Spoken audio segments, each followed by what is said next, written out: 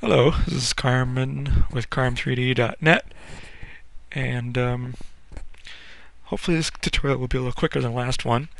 I'm going to assume you've seen the last one, so I'm not going to be repeating myself on some things, but basically I wanted to show you how you can completely avoid Gimble-Lock.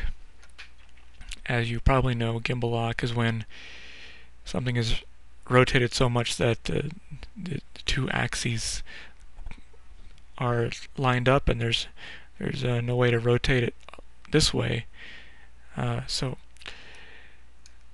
first thing I want to do is create the little base bone like I did in the previous animation.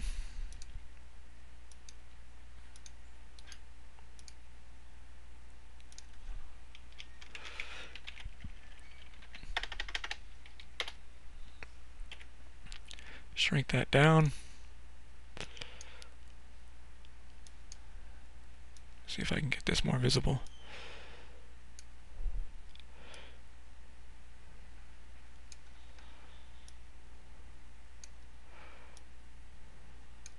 Okay.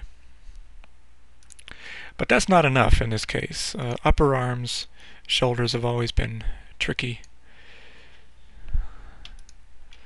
Let me rest my bones. Okay. Okay, so I've created the base bone, so you can see we're starting now.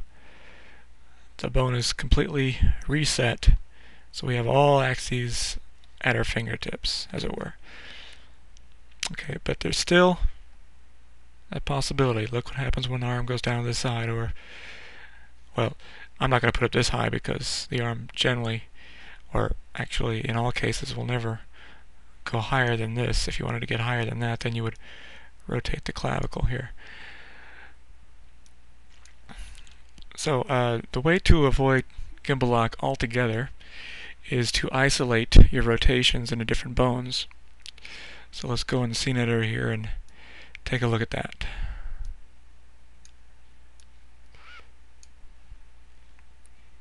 Got the arm upper base, and here's our arm upper, so I'm going to clone this again. And we're going to call this one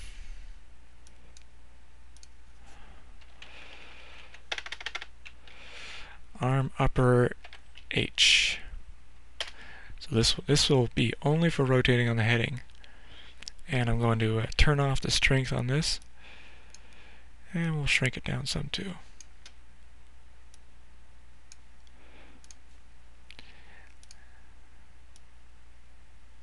And I've parented the arm upper to the arm upper H. So now we exclude the pitch and bank. So now this guy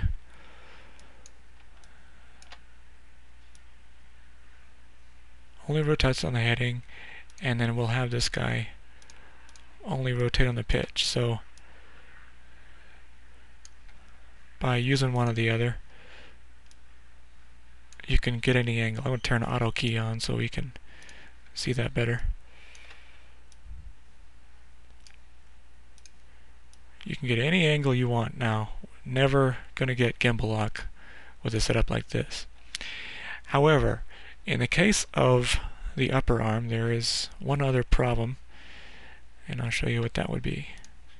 Let's put that there, put the arm down to the side, and bear in mind this is not a complete rig. You know, his torso's getting all squished in here because if I was rigging for reals, I would put muscle bones in here to retain all that geometry, volume. So anyway, with the arm down to the side,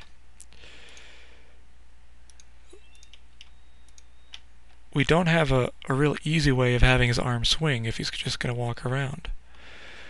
So how do we resolve that? Well, we'll make a special child bone that's reserved only for swinging.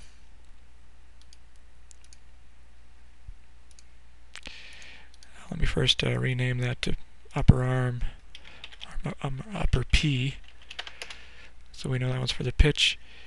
And then we're going to rename this to arm upper swing. And I'm going to shrink this guy down.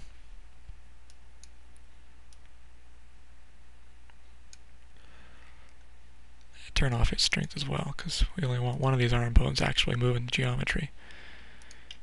Reset all our bones. Oops!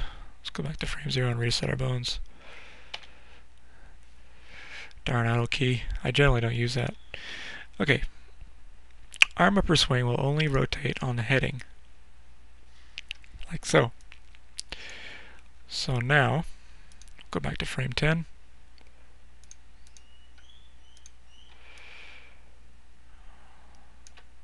Let's see, something's not working the way I think it's... Alright, yeah, it's, this actually shouldn't be. What's my... Bear with me a second. My coordinate system is parent. That's good.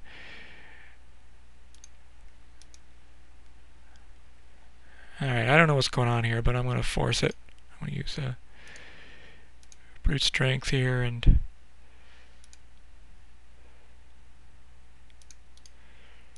I'm going to call this swing base.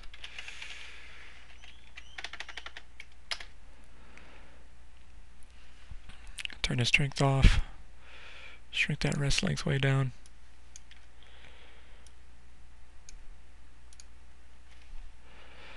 And I'll hide that. Okay, now it's got no choice. What the hell?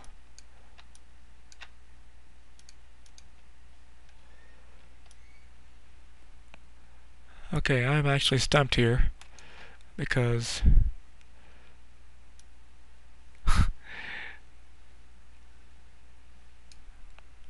that's not supposed to happen.